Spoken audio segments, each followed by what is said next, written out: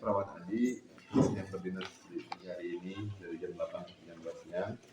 Dari catatan perawatan, Bapak mengalami gangguan cairan, makanya kita akan pastikan untuk mengukur tekanan di tanahnya apakah dalam kondisi normal atau dalam kondisi ya normal. Nanti tindakannya saya akan melakukan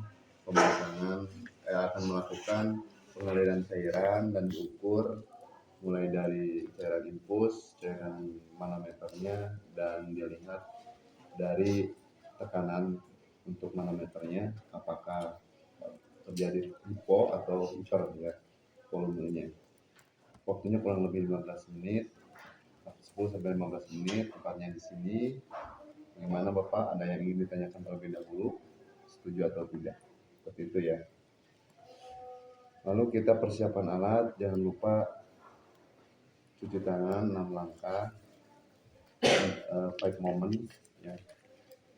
Lalu kita gunakan handscoon bersih.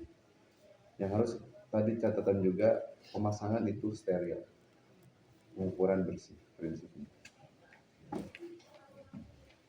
Maaf Bapak, handscoonnya yang tadi dipakai lagi ya.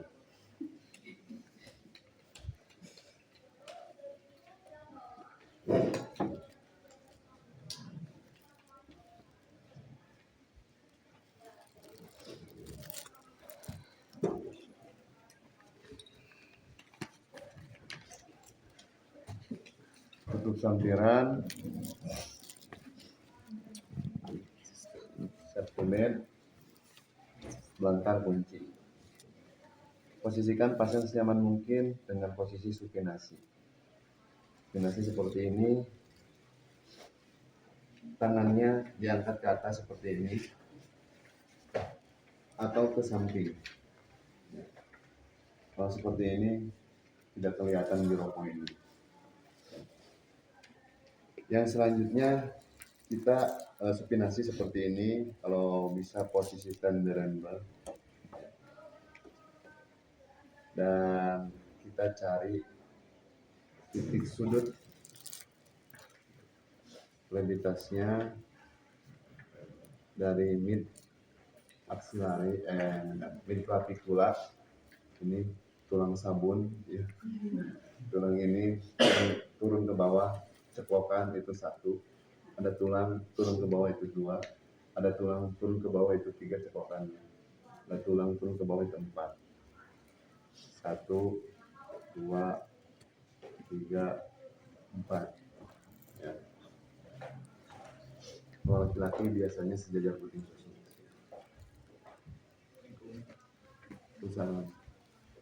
Kita cari garis sudut levitasnya di mid axillaris anterior, dan dari tadi di intercostal tarik garis ke mid axillaris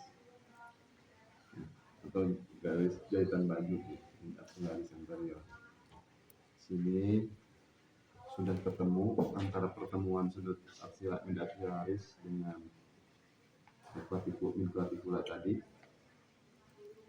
Kita kasih tanda pakai pulpen ya. Zero point namanya.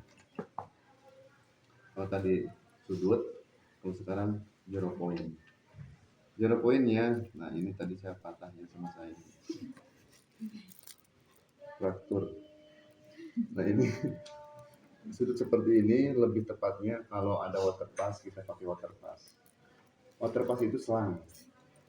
Kalian pernah tahu yang tukang bangunan kalau mau ngebangun bata pakai selang air, nah itu waterpass. Ini juga waterpass. Jadi selang ada berisi air. Nah ini diukurkan titik 0 sama 0 poinnya. Pas enggak? Kalau pas, airnya akan sama tingginya.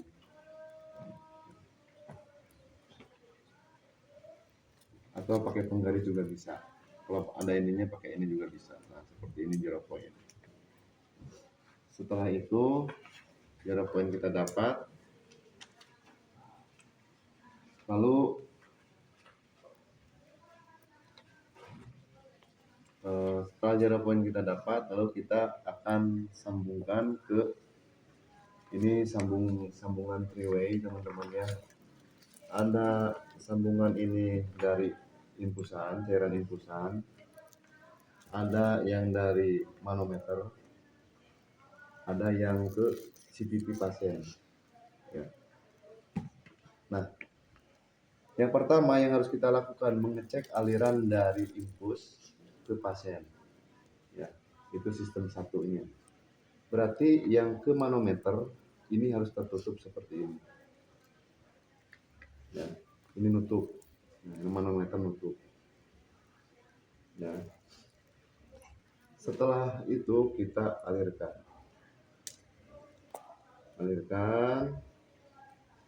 Ketika tidak terjadi hambatan, berarti alirannya lancar ke pasien. Setelah yakin lancar, yang sistem kedua yang harus kita ingat adalah dari cairan infus ke manometer, isi ke manometer. Berarti yang ke pasien di sini kita tutup. Nah, seperti ini. Ya. Kita alirkan sampai berapa Pak alirkannya? Sampai ketinggian 25 cm. Ini 25. Ya. Sebenarnya dari 20 sampai 25. Pilih aja di antara itu. Tapi yang sering dipakai 25 cm. Ya. Setelah itu yakin terisi sampai 25 cm seperti ini. Lalu kita bikin sistem yang ketiga di three-way-nya. Apa itu? Untuk mengukur dari manometer ke arah pasien. Berarti yang infus kita tutup. Ini arah infus. Kita tutup arah infusnya seperti ini. Nah, seperti itu.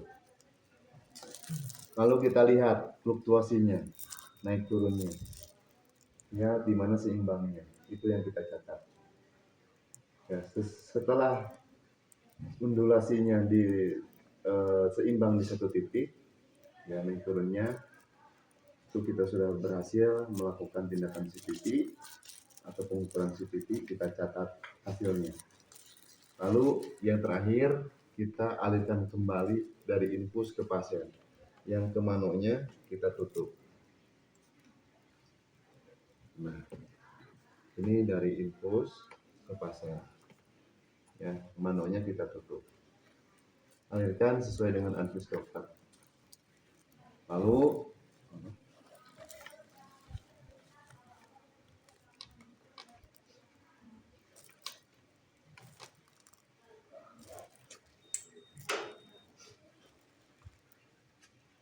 setelah kita alirkan sesuai advice dokter, tadi sudah pencatatannya, kita lihat respon pasien, bagaimana Pak perasaannya setelah dilakukan tindakan pengukuran CPP-nya, apa yang Bapak rasakan?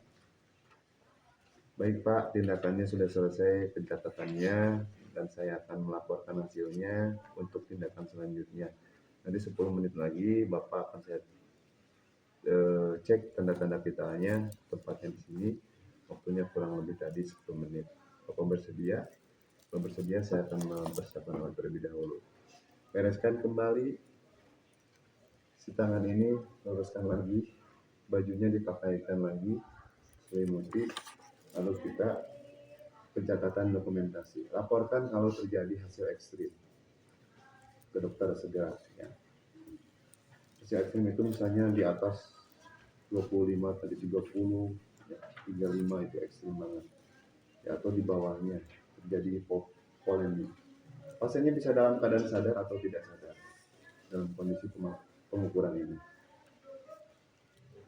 Dan melakukan pendokumentasian, catat nama pasien, Tuan A, usia berapa tahun, setelah dilakukan tindakan pengukuran CPP dengan hasil dicatat, dan yang mengerjakan alat nama jelas, dan lakukan pelaporan ketika terjadi peningkatan ekstrim atau penurunan ekstrim.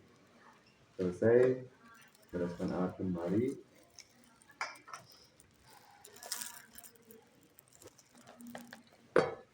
buka sarung tangan, Cuci tangan.